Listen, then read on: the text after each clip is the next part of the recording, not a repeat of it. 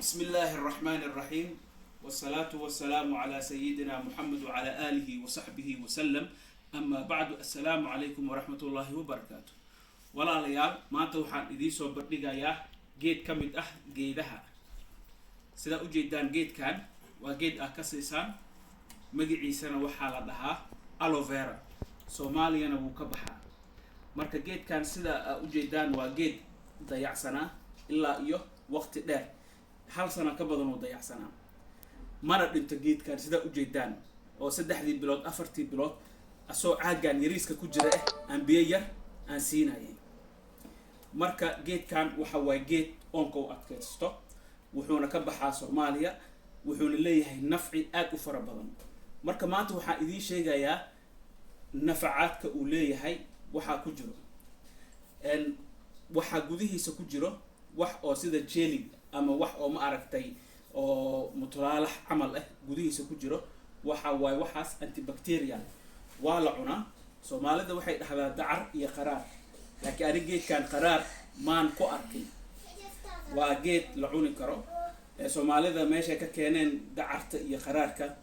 way ii soo sheegi doonaan commentiga hoosa igu soo qoraan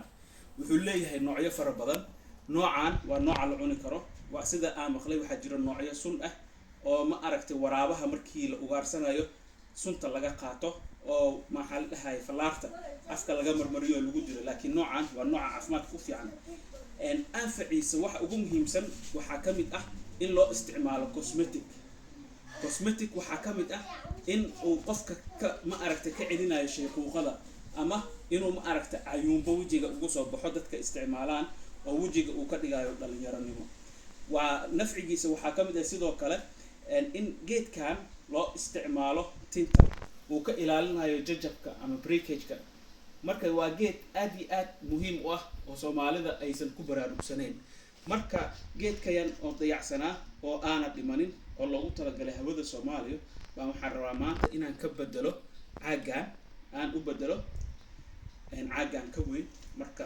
waad soo bixinaysaa markaad soo bixisid waa kana xididyo hal xabo ahaa markii hore wuxuu ahaa halkaas xabo bas uu ahaa maantana wuxuu isku bedelay dhowr sano ka bacdi 1 2 3 4 xabo noqday halkii geed marka waa geed aad u tarmaayo oonkana aad ugu adkaysana marka maanta waxaan u wareejinayaa meeshan